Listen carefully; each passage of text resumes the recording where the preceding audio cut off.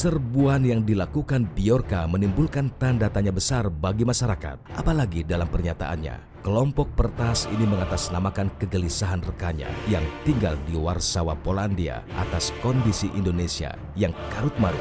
Kenaikan harga bahan bakar minyak menjadi salah satu alasan pembocoran data publik ini.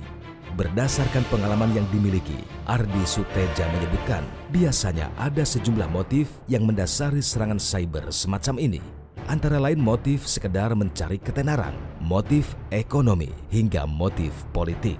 Pak, tapi begini, kalau kita bicara soal aktivitas meretas itu kan tujuannya macam-macam sekali ya. Tadi Betul. Pak Ardi sempat menyinggung ada motif ekonomi, terus kemudian ketenaran. Bahkan saya sempat berbincang dengan beberapa narasumber tuh ada yang mengatakan bahwa ini ada motif politik dan lain sebagainya. Tapi kalau Anda melihat dari kesamaan antara Bjorka dengan Anonymous itu, motifnya kecenderungannya kemana Pak? Politik dan aktivis. Aktivis itu jadi aktivis suatu kepentingan, tujuan tertentu yang beralih ke media sosial. Ya, media sosial dia menggiring opini publik karena gini, media sosial itu sudah menjadi senjata untuk menggiring opini publik. Ya, di era digital ini sudah dimungkinkan. Kalau dulu istilahnya kita paham apa dengan istilah propaganda. Dengan lahirnya media sosial era digital itu beralih istilahnya menjadi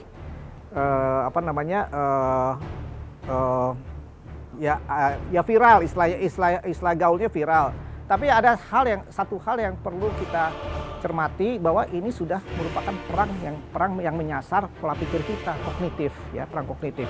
Nah, ini yang sebetulnya harus benar-benar kita waspadai karena ini bisa membangun polarisasi di antara kita. Nah, itu tidak ada obatnya. Oke. Ya. Nah Pak, begini, kok tadi kan Pak Ardi mengatakan bahwa ini kan identitas saja kita sulit sekali untuk mengetahui apakah ini jaringan mana, terus kemudian berafiliasi dengan siapa. Tapi kenapa kemudian Pak Ardi bisa menyimpulkan bahwa ini ada kecenderungan motifnya politik, Pak? Karena kalau kita buka cermati, yang ditelanjangin itu tokoh-tokoh tertentu kan. Tokoh-tokoh tertentu, artinya dia menyasar tokoh yang sekarang masih dalam posisi memerintah. Itu aneh buat saya, ini ngapain? Gitu. Jadi itu indikasi ya, tapi mungkin analisa saya bisa keliru dalam artian sekarang mungkin itu juga kamuflase, dia menelanjangi untuk menutupi perbuatannya. Ingat yang namanya peretas itu menyerang tidak dengan satu pola, minimal dua. Dia buat gaduh, di belakang dia mungkin melakukan hal lain yang kita nggak tahu. Jadi menciptakan noise begitu ya Pak ya? Noise di depan, di belakang dia ada hal lain yang kita nggak tahu dia kerjakan. Itu polanya selalu gitu. Minimal dia punya dua pola menyerang. Oke, nah dalam kasus Bjorka ini, dua hal ini, dua pola ini seperti apa? Yang udah kelihatan ada pola pertamanya, buat gaduhnya itu. Buat gaduhnya. Buat gaduhnya. Tapi motif utamanya? Saya masih duga ini politik. Ini politik. Politik.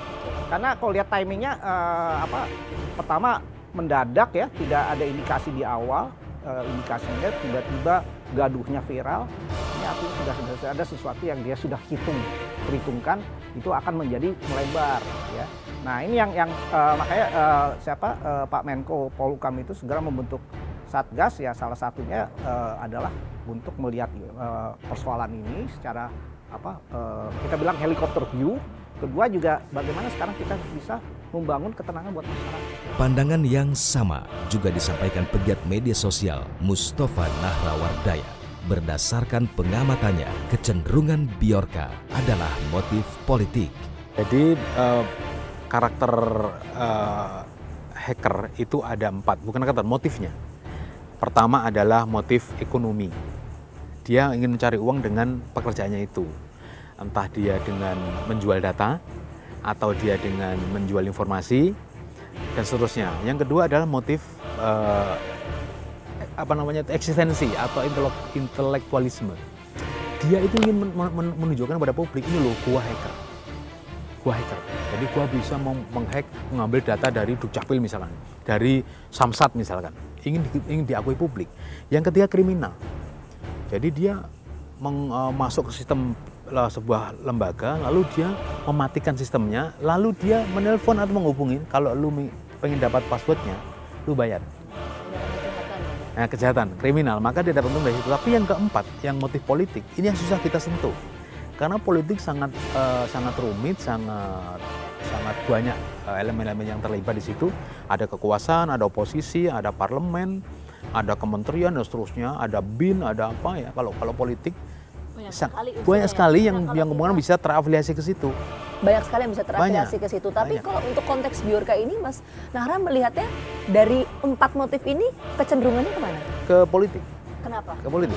Karena yang ketiganya tidak terbukti. Misalkan apa coba? Eksistensi diri.